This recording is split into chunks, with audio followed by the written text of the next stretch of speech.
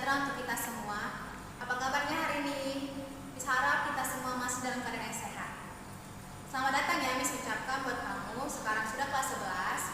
Semoga lebih semangat belajar, prestasinya lebih baik lagi di tahun pembelajaran ajaran baru ini 2020-2021. Oke, karena ini pertemuan pertama, perkenalkan nama Miss Ida Ilagis Naga, sebagai Miss Ide. Dengan Miss kita akan belajar mata pelajaran sosiologi. Anak-anak semua, buka bukunya, kita pakai buku sosiologi yang kamu terima dari sekolah, penerbit Grafindo.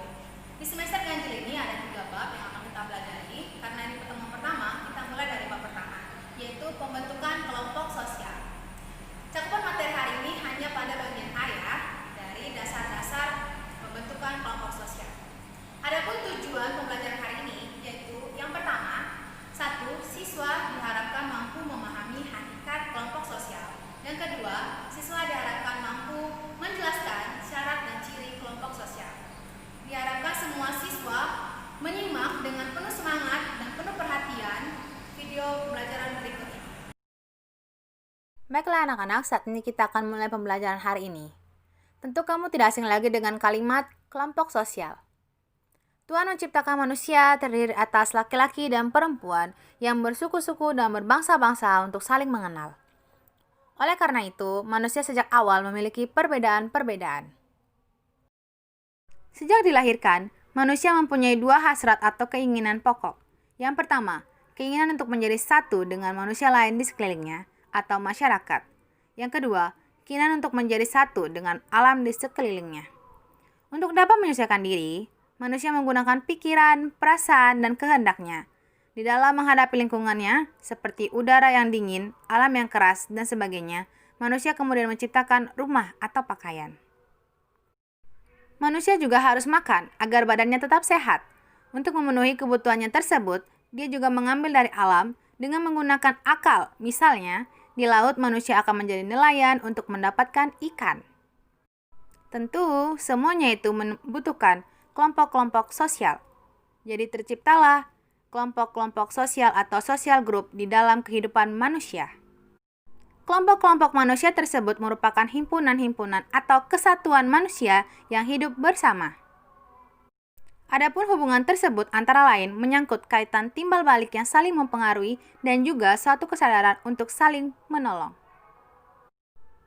Seorang tokoh sosiologi Indonesia, Hendro Puspito, mengatakan bahwa kelompok sosial adalah suatu kumpulan yang nyata, teratur, dan tetap dari orang-orang yang melaksanakan peranannya yang saling berkaitan guna mencapai tujuan yang bersama. Dikutip dari Surjono Sukanto 2010.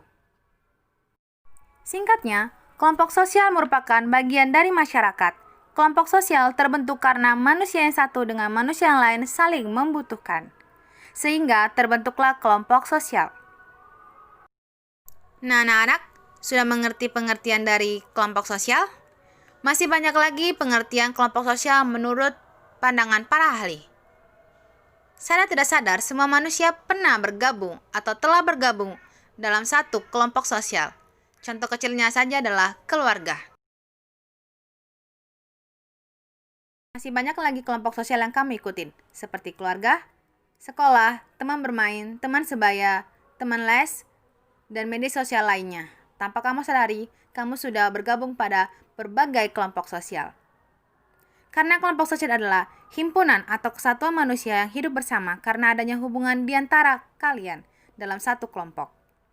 Hubungan tersebut antara lain menyangkut hubungan timbal balik yang saling mempengaruhi dan juga suatu kesadaran untuk saling tolong-menolong. Selanjutnya, setelah kita bahas pengertian kelompok sosial, kita akan mengidentifikasikan bagaimana sih sebenarnya ciri-ciri kelompok sosial.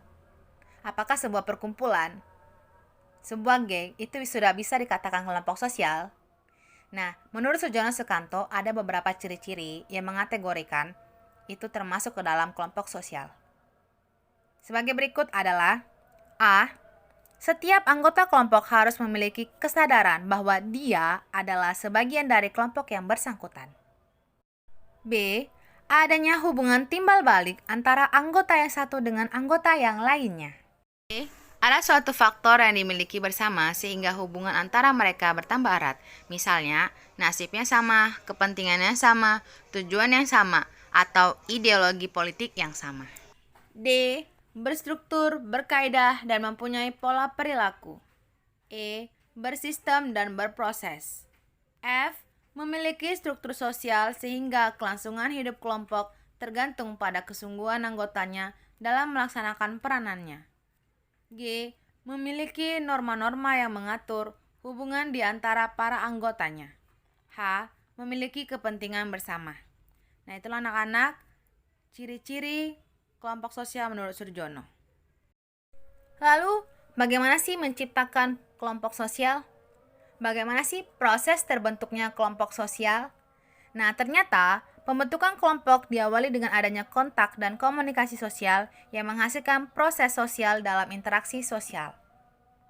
Masih ingat nggak anak-anak apa itu interaksi sosial? Interaksi sosial itu adalah interaksi antara individu dengan individu, individu dengan kelompok, kelompok dengan kelompok. Nah, itu pembelajaran kelas 10 kan? Manusia juga adalah tidak terlepas dari makhluk individu dan makhluk sosial. Lalu, mereka membutuhkan interaksi dengan manusia yang lainnya. Proses interaksi tersebut muncul di lingkungan masyarakat karena kita sebagai individu merupakan makhluk yang tidak dapat hidup sendiri. Yang artinya, melalui kelompok sosial akan membawa individu yang satu dengan individu yang lainnya. Kamu dengan teman kamu akan semakin erat dan dipersatukan dengan adanya sebuah kelompok sosial. Itu tadi adalah proses pembentuk kelompok sosial. Nah, apa sih sebenarnya faktor-faktor pembentuk kelompok sosial? Bergabung dengan sebuah kelompok merupakan sesuatu yang murni dari diri sendiri atau juga secara kebetulan. Misalnya, seseorang terlahir dalam keluarga tertentu, berarti dia sudah memiliki secara murni kelompok sosial. Namun ada juga yang merupakan sebuah pilihan. Menurut Surjono Sukanto, ada dua faktor utama. Oke anak-anak, ada dua faktor utama yang menjadi pembentuk kelompok sosial. Yang pertama adalah kedekatan. Yang kedua adalah kesamaan. Kedekatan terbagi dua juga, kedekatan geografis tempat tinggal. Yang kedua, kedekatan geografis daerah asal. Selanjutnya, faktor yang kedua kesamaan. Di kesamaan ada 3 bagian. Yang pertama, kesamaan kepentingan. Yang kedua, kesamaan keturunan. Yang ketiga, kesamaan nasib. Nah, selanjutnya kita akan bahas satu persatu, mulai dari faktor kedekatan, lalu ke faktor kesamaan. Faktor pertama, kedekatan. Kedekatan terbagi dua, kedekatan geografis tempat tinggal dan kedekatan geografis daerah asal. Kedekatan geografis tempat tinggal, seperti kamu sekarang, alamat rumah kamu di mana? Pengaruh tingkat kedekatan atau kedekatan geografis terhadap keterlibatan seseorang dalam sebuah kelompok tidak bisa diukur. Kelompok tersusun atas individu-individu yang saling berinteraksi. Semakin dekat jarak geografis antara dua orang, semakin mungkin mereka saling melihat, berbicara, dan bersosialisasi.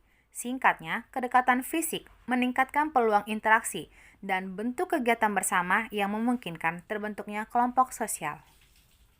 Jadi, kedekatan menumbuhkan interaksi yang memainkan peranan penting terhadap terbentuknya kelompok pertemanan. Bagaimana? Apakah kamu punya kelompok sosial dekat rumah? Kedua, kedekatan geografis daerah asal.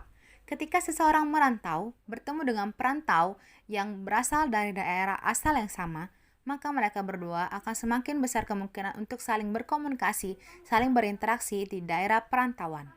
Kita sudah bahas faktor kedekatan. Sekarang kita bahas faktor kesamaan. Pembentukan kelompok sosial tidak hanya bergantung pada kedekatan fisik, tetapi juga kesamaan di antara anggota-anggotanya. Sudah menjadi kebiasaan, orang lebih suka, lebih senang berhubungan dengan orang yang memiliki kesamaan dengan dirinya. Benar tidak? Kesamaan yang dimaksud adalah kesamaan minat, kepercayaan, nilai, usaha, tingkat intelijensi, atau karakter-karakter personal lainnya. Di faktor kesamaan ini, ada 3 cakupan besar yang akan kita bahas, yaitu adalah kepentingan, keturunan, dan nasib.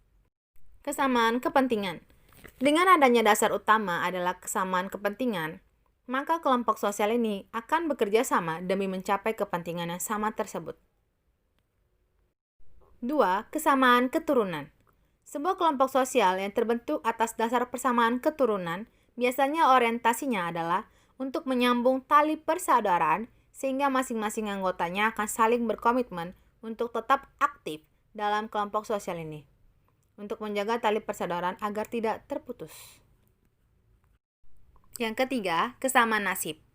Dengan kesamaan nasib, pekerjaan, dan profesi, maka akan terbentuk kelompok sosial yang mewadahinya untuk meningkatkan taraf maupun kinerja masing-masing anggotanya.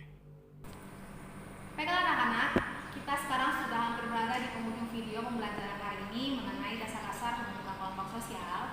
Ada beberapa kesimpulan yang akan kita kemukakan di sini, yaitu kita sebagai manusia adalah makhluk individu dan makhluk sosial. Kita juga memiliki dua hasrat atau keinginan pokok. Yang pertama, manusia itu berkeinginan untuk menjadi satu dengan manusia lainnya atau masyarakat. Yang kedua, manusia berkeinginan satu dengan alam dan sekelilingnya. Dari semua itu, sehingga manusia membentuk satu kelompok sosial. Kelompok sosial merupakan bagian dari masyarakat. Kelompok sosial terbentuk karena manusia satu dengan manusia lainnya saling membutuhkan sehingga mereka membentuk kelompok sosial. Kelompok sosial sendiri diawali prosesnya karena kontak dan komunikasi sehingga membentuk interaksi sosial. Yang terakhir, ada dua faktor untuk membentuk kelompok sosial, yaitu kedekatan dan kesamaan. Oke anak-anak, cukup sekian materi hari ini dan kesimpulannya juga. Jangan lupa lagi dibaca di rumah untuk lebih memahaminya. Adapun materi yang akan kita pelajari berikutnya adalah materi tentang berbagai bentuk dan jenis kelompok kepentingan di masyarakat. Oke anak-anak, kita akan kembali ke Discord. Di sana kita akan membahas lebih lanjut materi hari ini, ada tanya jawab, dan Miss akan memberikan beberapa tugas untuk kamu kerjakan. Akhir kata, Miss ucapkan terima kasih, tetap jaga kesehatan dan lakukan protokol kesehatan. Oke, selamat pagi.